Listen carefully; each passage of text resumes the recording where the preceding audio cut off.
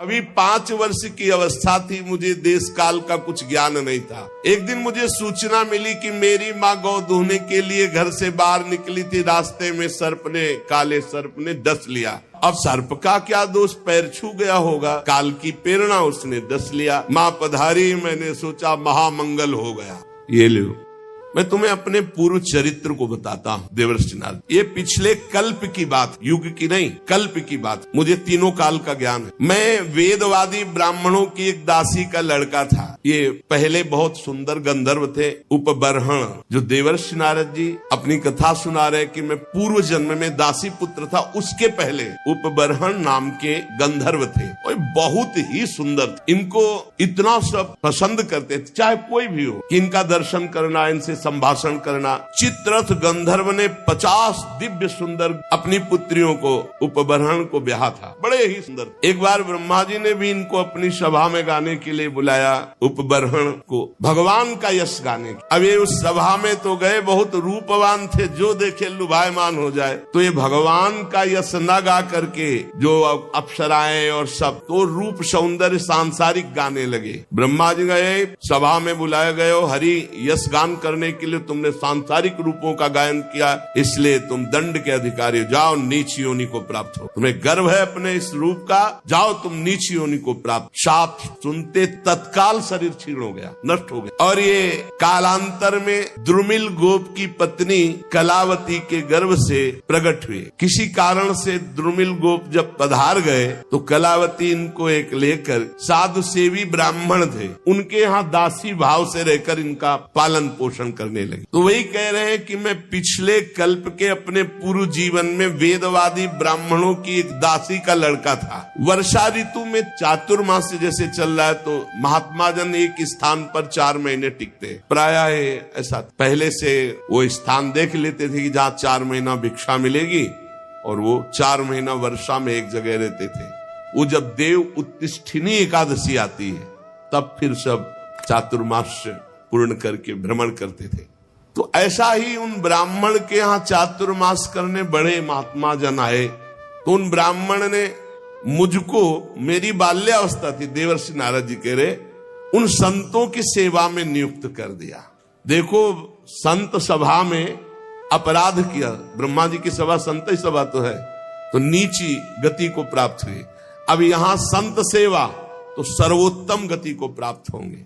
मुझे संत सेवा में नियुक्त कर दिया गया। ये बड़ा सौभाग्य होता है जब संत सेवा का अवसर मिले, उनके चरण धोने का, उनको परोस के पवाने का, उनकी जूठल पत्तल फेंकने का, उनकी पत्तल से जूठे किनका लेकर, बड़ा इससे जो भगवत प्रेमी महात्मा, ये संसारिक लोग उपहास करेंगे, न मत सुनना। यद्यपि मैं बालक था, पर मैं संतों के सामने बहुत सौम्य होकर रहता, चंचलता नहीं करता। बालक था, इसलिए हमारी इंद्रिय विषय भोग संबंधी कोई चेष्टा ही नहीं थी, और खेल कूद में मेरी रति नहीं थी। तो संत मुझे बहुत पसंद करते, क्योंकि शांत भाव रहना, उनकी आज्ञा में रहना, उनकी सेवा में। तो सब संत हमें सेवा देते, ए पानी ले आ, ए ऐसा। मेरा शील स्वभाव देखकर समदर्शी सब संतों ने हम पर बड़ी कृपा की। मुझे संतों की जूठी पत्तल फेंकना, उनके पात्र मार्जन करना, और उसमें लगा हुआ जूठन निकाल के एकत्रित करके खाना। इससे क्या हुआ? भुंजे तद पास्त किल्विषः, जितने पाप थे सब भस्म हो गए। ये बड़ी बात है, ये बड़ी बात है। सब जनों को यही समझाते, जबरदस्ती आ गए, चलो संत सेवा में, चलो संत सेवा करो, चाहे आपको दोना पत्तल फेंक, कुछ भी करो, संत आ रहे हैं, आप इत्र छिड़को। संत आए, उनके चरण धो, एक रुमाल से पूछो, एक उनकी आरती करो, एक चंदन लगाओ, बैठा लो, भगवान की तरह उनको पवाओ, और जब पाके चले तो उससे जूठन उठाओ, एक एक किनका उठाकर एकत्रित करके पाओ। तो कह रहे, सत्कृष्ण भुंजे तदपास्त किल्विषः, सारे पाप भस्म हो गए। जो बर्तनों में, पात्र में लगी हुई जूठन होती, उसको एकत्रित कर लेता और एकांत में उसे पाता, तो भगवान के लिए रोना आता, हृदय से सारे पाप नष्ट हो गए। अब तो रोज यही सौभाग्य मिलता, चातुर्मास भर संतों की कथा सुनना, बैठकर उनकी जूठन पाला, उनकी सेवा करना। तो मेरी भगवान श्री हरि में अपार रुचि हो गई। रुचि, पूरा जीवन व्यतीत हो जाता है। उद्देश्य श्री भगवान भले हो, लेकिन रुचि भोग रहती है, रुचि संसार रहती है। रुचि भगवान में हो गई। ये संतों का जूठन, संतों के वचनामृत श्रवण का। प्यारे व्यास जी, संतों के संग में जब भगवान की लीला कथा होती तो मैं एकाग्रता पूर्वक सुनता और रोता, क्योंकि हृदय पवित्र हो रहा है। मेरी भगवान में अपार प्रीति होने लगी, भगवान में रुचि। महात्माओं की सेवा से मेरी बुद्धि भगवान में अचल हो गई। ये बहुत बड़ी बात, बुद्धि का भगवान में अचल हो जाना। अब उस बुद्धि में शुद्ध ज्ञान जागृत हुआ। बालक ही है अभी, ये संपूर्ण संसार असत है, ये ब्रह्म स्वरूप में कल्पित है, ये सत्य नहीं है। मैं ऐसा देखने लगा। ये बहुत ऊंची स्थिति। इस प्रकार शरद और वर्षा, इन दो ऋतुओं में तीनों समय महात्माओं का चरण धोना, महात्माओं की जूठन पाना, महात्माओं के वस्त्र धोना, उनके पास बैठकर भगवान की चर्चा सुनना, मेरे चित्त से रजोगुण तमोगुण का पूरा नाश और विशुद्ध त्रिगुणातीत भक्ति का प्रादुर्भाव हो गया। तस्यैवं मेनुरक्तस्य प्रसितस्य हतैन सह श्रद्धानस्य बालस्य दान्तस्य अनुचरस्य च। मेरा संतों में बड़ा अनुराग हो गया, बड़ी प्रीति हो गई। मैं विनय पूर्वक संतों से यदि कुछ लेना है तो दैन्य, जैसे भगवान को दैन्य प्रिय से संतोष, मैं विनय पूर्वक बर्ताव करता। संत जन मेरी श्रद्धा, मेरा संयम, मेरी विनम्रता, आज्ञाकारिता, ये देख करके बहुत प्रसन्न हुए। और जब जाने का समय हुआ तो मैं सब संतों के चरणों में लौटकर रोया कि अब कैसे जीऊंगा। 4 महीने आपका सानिध्य, चरणामृत, वचनामृत, उच्छिष्टामृत। उनमें से जो एक महापुरुष थे वे एकांत ले गए और उन्होंने भगवान के गुरुहितम ज्ञान का हमें उपदेश किया, जिसका उपदेश आगे भगवान ने उद्धव जी को किया है एकादशी स्कंद में। भगवान श्री कृष्ण के माया के प्रभाव को मैं जान गया। अब तो कुछ अच्छा नहीं लगा। कैसे भगवान मिले, कैसे भगवान का दर्शन। सत्य संकल्प व्यास जी पुरुषोत्तम भगवान श्री कृष्ण के प्रति समस्त कर्मों को समर्पित कर देने से और निरंतर भगवान की स्मृति से तीनों तापों का नाश करने वाला शुद्ध ज्ञान प्रकट हो जाता है। वो मेरे हृदय में प्रकट हो गया। अब तो जन्म मृत्यु चक्र में डालने वाली माया का मेरे ऊपर कोई प्रभाव नहीं। बड़ी प्रसन्नता हृदय में, पराभक्ति का प्रादुर्भाव। अब प्रभु का नाम गुण स्मरण बस यही चल पड़ा। प्रभु का नाम जप रहे, प्रभु की लीला गायन कर रहे, प्रभु का स्मरण कर रहे। कभी कभी एकांत में, हे प्रभु मैं आपको नमस्कार करता हूँ, हे प्राणाधार आपका कैसे साक्षात्कार होगा, ऐसे प्रार्थना करता। अब मुझे संतों की कृपा से ब्रह्म ज्ञान और पराभक्ति भाव रूपा दोनों का परिचय प्राप्त हो गया था। व्यास जी ने कहा, नारद जी जब वो ज्ञानोपदेश देने वाले महात्मा जन चले गए तब फिर आपने क्या किया?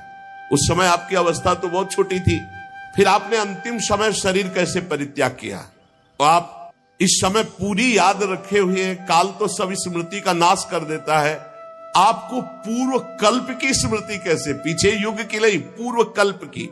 देवर्षि नारद जी ने कहा, जब मुझे ज्ञान देने वाले महात्मा गण चले गए तो मैं भगवान का नाम जब, भगवान का ध्यान, भगवान का स्मरण करते हुए, बहुत छोटी अवस्था थी, समय व्यतीत कर रहा था। मैं अपनी माँ का इकलौता लड़का था, वो मुझे बहुत प्यार करती थी। ये मुझे पच नहीं रहा था, ये मुझे पच नहीं रहा था कि माँ मुझे प्यार कर रही। मैं ही उसका सहारा था, इकलौता लड़का। मैंने भगवान से प्रार्थना की, प्रभु माँ के स्नेह पास से मुझे मुक्त करो।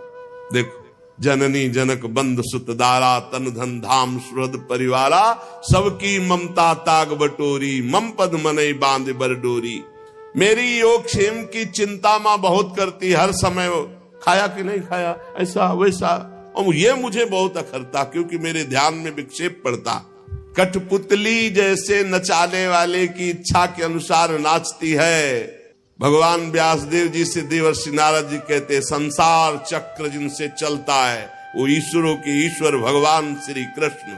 मैंने भी सोचा भगवान का जब विधान कोई होगा तभी मुक्त हो पाऊंगा। अभी 5 वर्ष की अवस्था थी, मुझे देश काल का कुछ ज्ञान नहीं था। एक दिन मुझे सूचना मिली कि मेरी माँ गौ दूहने के लिए घर से बाहर निकली थी। रास्ते में काले सर्प ने डस लिया। अब सर्प का क्या दोष, पैर छू गया होगा, काल की प्रेरणा, उसने डस लिया। माँ पधारी, मैंने सोचा महामंगल हो गया। ये लो, यह है भक्तों का हृदय। महामंगल में जोई जोई प्यारो करे सोई मोहि भावे। अब तो कोई रोक टोक नहीं ना, कोई प्यार कर। भक्तों को डर किससे लगता है जानते हो?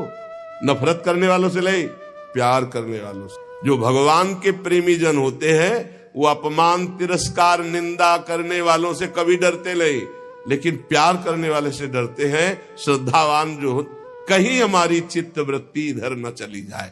नारद जी ने कहा महामंगल, महामंगल बड़ा अनुग्रह है, और चल पड़े उत्तर दिशा की ओर। बस चलते ही गए। नगर, गांव, देश, खाने, खेड़े, नदी, इन सबको पार करते हुए आगे देखा बड़ा शीतल जल, जो जलाशय विशाल है, कमल खिले हुए हैं, पक्षी कुहुक रहे, भौरे मड़रा रहे। बालक 5 वर्ष का अकेला ही इतना लंबा मार्ग तय करके नरकट, बांस, सेठा, कुश, कीचक, ऐसे जंगल में, वहां सांप, उल्लू, सियार, भयंकर जीवों का घर। पर मुझे भय नहीं लगा, क्योंकि मैंने जान लिया था कि वही होगा जो श्री कृष्ण रचे हैं। मुझे जोर से प्यास लगी थी, बालक था ही, इंद्रियां शिथिल हो गई थी, भूखा भी था। अब उस बढ़िया सरोवर में स्नान किया और जल पान किया, थकावट मिट गई। पास में देखा विशाल एक पीपल का वृक्ष था, वहीं जाकर आसन लगाया और बैठ गया। भयावह जंगल, पर जैसा संत महात्माओं ने मुझे बताया था भगवान का स्वरूप, वैसे ही मन ध्यान करने लगा। एकांत भक्ति भाव वशीकृत चित्त द्वारा जे भी आर्त भाव से भगवान को पुकारा, मेरे नेत्रों में आंसू, शरीर में रोमांच और भाव में भगवान प्रकट हो गए। भगवान, ये व्यास जी उस समय मुझे कैसे तुम्हें बतावें जो आनंद प्रकट हुआ भगवान के प्रकट होने पर।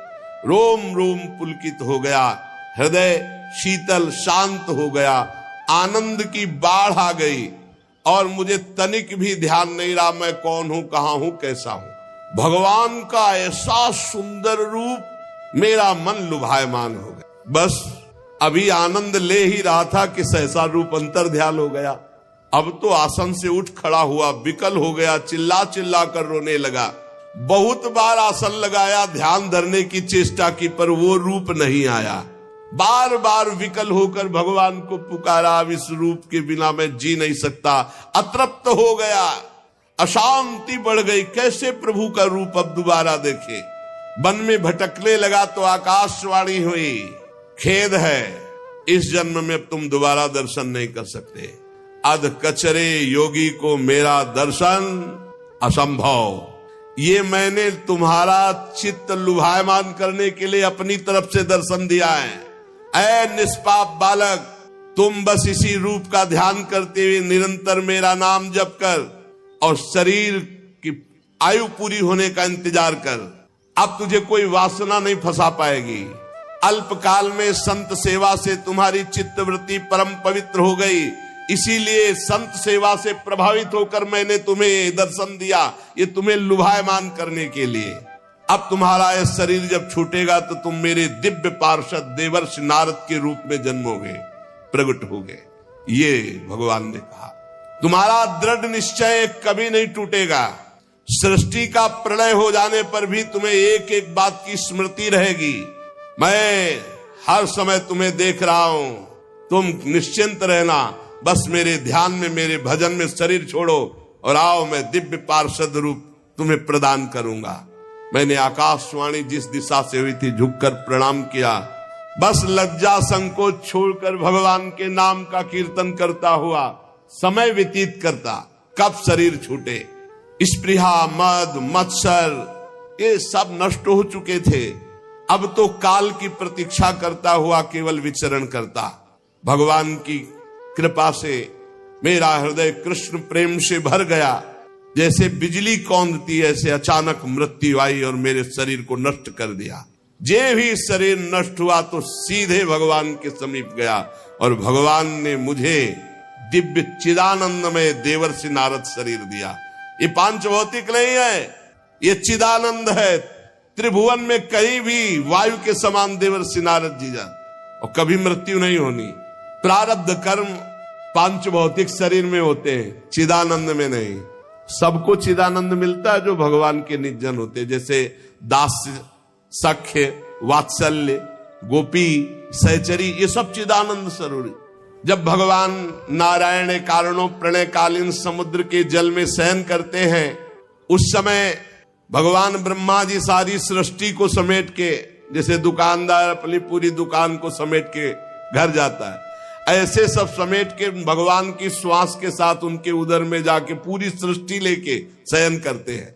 1000 चतुर्युगी बीत जाने पर जब ब्रह्मा जी जगते तब सृष्टि करने के लिए तीनों लोकों के जीव सब बाहर आ जाते हैं। फिर दुकान फैला दी। ये ऐसे ही चल रहा है। मैं भगवान की कृपा से बैकुंठ से लेकर अनंत जितनी रचना है सब में बिना रोक टोक के विचरण करता हूं। मेरा कभी एक क्षण के लिए भी भगवान का भजन नहीं छूटता। और भगवान ने मुझे अपने कर कमल से स्वर ब्रह्म ये वीणा दी है, और इस वीणा में सारे गा मा पा ध नी, सा सडज, र ऋषभ, गा गांधार, मा मध्यम, पा पंचम, धा धैवत और ना निषाद, ये सातों स्वर, सातों राग, ये सब विराजमान है इस वीणा में। षडज, ऋषभ, गांधार, मध्यम, पंचम, धैवत, निषाद, सारे गा मा पा ध नी, ये विभूषित दिव्य वीणा है। इसमें मैं भगवान के नाम का और लीलाओं का गायन करता रहता हूं, और जब चाहता हूं उसी समय प्रभु प्रकट होकर मुझे दर्शन देते हैं। जब जब जहां पुकारा भगवान वही है। कैसा सौभाग्य ये भजन का फल। तुरंत बुलाने पर तुरंत आकर भगवान हमें दर्शन देते। देवर्षि नारद जी के तुरंत आहूत यु में शीघ्रम दर्शनम याति चेतसी, हे कृष्ण, तो उसी समय जिस समय पुकारा तो कह रहे हैं आहूत यु में शीघ्रम दर्शनम याति चेतसी, उसी समय शीघ्रता पूर्वक भगवान आते हैं। जिन लोगों का चित्त निरंतर विषय भोगों की कामना से आतुर हो रहा है उनके लिए बात समझना भी बड़ा कठिन होगा। लेकिन यदि वो भी नाम जप करने लगे, भगवान की लीलाओं का गायन करे, तो मेरा अपना अनुभव है कि इसी से उनको भगवत प्राप्ति हो जाएगी। ये काम और चोट, लोभ की, मोह की, क्रोध की ऐसी बार बार दे रहे हृदय में, भगवान के नाम जप से और लीला गायन से जैसी शांति मिलती वैसी किसी और साधना से नहीं। बार बार इस बात को पकड़ लो। यम नियम आदि योग मार्गों से वैसी शांति नहीं मिलती। व्यास जी, आप निष्पाप हैं। आपने मुझसे जो कुछ पूछा था वो अपने जन्म और साधन का रहस्य और आपकी आत्मतुष्टि का उपाय मैंने बतला दिया। श्री श्रुत जी कहते हैं, शौनकादि ऋषियों, देवर्षि नारद जी व्यास जी से इस प्रकार कहकर जाने की अनुमति ली और वीणा में तान छेड़ते हुए स्वच्छंद विचरण करते हुए भगवान का नाम गुण। नारद जी हर समय भगवान का नाम, वो धन्य भाग है उस महाभागवत को जिसकी जिह्वा पे नाम चल रहा है। आहा अहो देवर्षि धन्योयम यत कीर्तिम सारंग धन्वना, गायन माद्यन निदम तंत्र्या रमयत्यातुरम जगत। हर समय वीणा में नारायण नारायण नारायण नारायण और भगवान की लीलाओं का गायन। धन्य है ये देवर्षि नारद जो सारंग पाणी भगवान श्री हरि की कीर्ति, उनका नाम हर समय आनंद मगन होकर गाते हैं और त्रिभुवन में जिधर जाते हैं उधर मंगल करते हैं, त्रिताप का नाश करते हैं। श्री शौनक जी ने पूछा, श्रुत जी, सर्वज्ञ एवं सर्वशक्तिमान भगवान व्यास देव जी ने जब नारद जी का ये वचन सुना, फिर उनके चले जाने पर उन्होंने क्या किया? श्री श्रुत जी ने कहा, ब्रह्म नदी सरस्वती के पश्चिम तट पर शाम्याप्रास नामक एक आश्रम है। वहां ऋषियों के यज्ञ चलते ही रहते हैं। वहीं व्यास जी का अपना आश्रम है। उसके चारों ओर बेर का सुंदर वन है। उस आश्रम में बैठकर उन्होंने आचमन किया, बद्रीवन, और स्वयं अपने मन को समाहित किया। उन्होंने भक्ति योग के द्वारा अपने मन को पूर्णतया एकाग्र और निर्मल करके आदि पुरुष परमात्मा और उनके आश्रय में रहने वाली माया को देखा। जिस माया से मोहित होकर ये जीव तीनों गुणों से अतीत होने पर भी अपने को त्रिगुणात्मक मान लेता है और इस मान्यता के कारण भारी दुख भोगता है, जन्म मरण आदि। इस अनर्थों की शांति का साक्षात साधन है केवल भगवान का निरंतर चिंतन। पकड़ो, संपूर्ण माया से बचने का एकमात्र उपाय है निरंतर भगवान का भजन, निरंतर चिंतन। परंतु संसार के लोग इस बात को नहीं जानते हैं, यही कारण है कि उनकी दुर्गति होती है। बात पकड़ लो।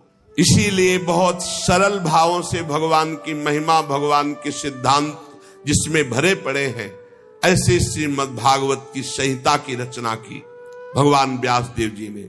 इसके श्रवण मात्र से पुरुषोत्तम भगवान श्री कृष्ण के प्रति परम प्रेममयी भक्ति हो जाती है। जो निरंतर भगवान की भक्ति से हृदय भरा रहता है, उसका परिचय होता है कि निरंतर भगवत स्मरण परायण। भक्ति का क्या स्वरूप है? देवर्षि नारद जी ने बताया, तदर्पिता अखिलाचारिता तद स्मरणेन परम व्याकुलते। हर समय भगवान के स्मरण में इतना मगन है कि स्मरण छूटने का आभास मात्र हो जाए तो परम व्याकुल हो जाए और हर आचरण भगवान को समर्पित। यही परम भक्ति योग है। जो ये भक्ति योग धारण करता है तो उसका शोक नष्ट हो जाता है, मोह नष्ट हो जाता है, भय नष्ट हो जाता है, विकार नष्ट हो जाते हैं, वो निर्विकार हो जाता है। इस महान भागवत संहिता को अपने प्रिय श्री सुखदेव जी को पढ़ा, क्योंकि यही अधिकारी दिखाई दिए भगवान व्यास देव जी। शौनक जी ने पूछा, सुखदेव जी तो अत्यंत निवृत्ति परायण है, वो आत्मा में रमण करते रहते हैं, उनको पढ़ने लिखने का ग्रंथ अभ्यास का कैसे भाव आ गया?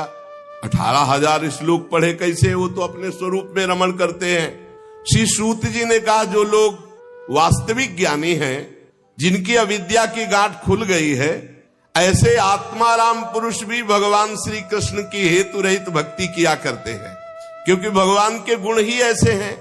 भगवान के गुण बड़े बड़े सिद्ध आत्मारामों को भी आकर्षित कर लेते हैं। श्री सुखदेव जी तो भगवान के भक्तों के अत्यंत प्रिय और स्वयं भगवान वेद व्यास के पुत्र हैं। भगवान के गुणों ने उनके हृदय को अपनी ओर खींच लिया और वो विवश होकर के श्रीमद् भागवत का अध्ययन किया। श्री राधा वल्लभ लाल की जय।